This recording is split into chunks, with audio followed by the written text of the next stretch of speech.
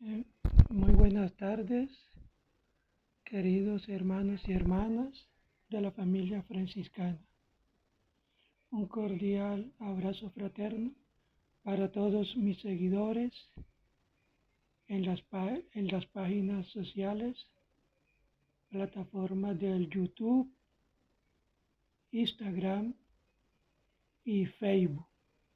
En esta ocasión vamos a iniciar una serie de reflexiones a través de unos videos que les voy a presentar periódicamente, cuyo tema va a ser sobre la vocación misionera franciscana.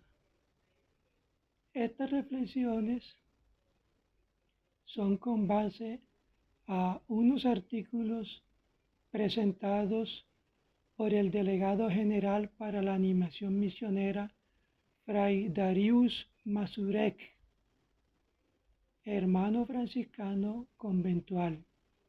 Así, queridos hermanos, los invito a seguir en las distintas plataformas sociales esta serie de videos muy interesantes que nos presentan a Francisco y a sus primeros discípulos o compañeros en su dimensión misionera.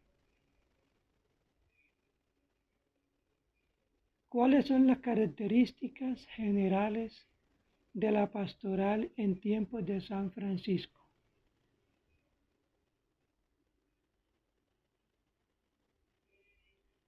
Describiremos la Europa medieval en general.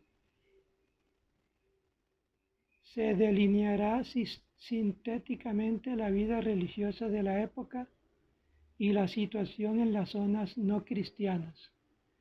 En este contexto podremos mostrar más claramente cómo la buena nueva penetró en la vida de San Francisco para inspirarlo a él y a sus primeros hermanos a convertirse en misioneros, abriendo así un nuevo capítulo de la misión en la Iglesia Católica. El siglo XIII fue un período en el que la pastoral consistía principalmente en la administración de los sacramentos y en la predicación de la palabra de Dios. Sin embargo, el servicio sacramental dejaba mucho que desear, pues acontecía que, especialmente en las grandes ciudades, donde aunque hubiese varias iglesias, solo una era iglesia parroquial.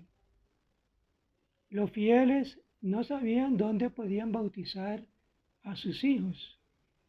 También existía la problemática sobre quién tenía el derecho al cuidado de las almas de los fieles, ya que cuando un gran número de monjes pertenecía al estado clerical, es decir, cuando el proceso de clericalización de la vida monástica les permitía realizar la actividad pastoral, también comenzaban a surgir malentendidos entre dichos monjes y el clero diocesano, cuyo ministerio se limitaba sobre todo a los sacramentos. Y en cuanto a la predicación, hay que decir que fueron sobre todo los obispos los que la realizaban. Los párrocos, en cambio, no tanto predicaban como leían los comentarios evangélicos para persuadir a los oyentes de que se arrepintieran. Sin embargo, cuando el pueblo de Dios escuchaba el Evangelio, se encontraba con la barrera del latín o de argumentos redundantes que más bien se parecían a disputas dialécticas, pues los predicadores usaban palabras demasiado eruditas. No olvidemos que en ese momento la iglesia estaba creciendo en poder, dando un antitestimonio en muchas dimensiones, entre otras cosas, a través del esplendor y la riqueza. Y todo esto se convertía en alimento para los contestatarios. Sí, había un gran deseo de renovar la vida según el modelo de la iglesia primitiva, pero los grupos heréticos que surgieron en ese momento, aunque reunieran a personas deseosas de imitar a los apóstoles, declaraban desobediencia a la iglesia romana. Estos grupos eran la verdadera aflicción de la iglesia, sobre todo porque el clero no siempre era instruido y los monjes, formados únicamente bajo el estilo de la estabilidad, no eran muy capaces para hacer frente a los desafíos de la época.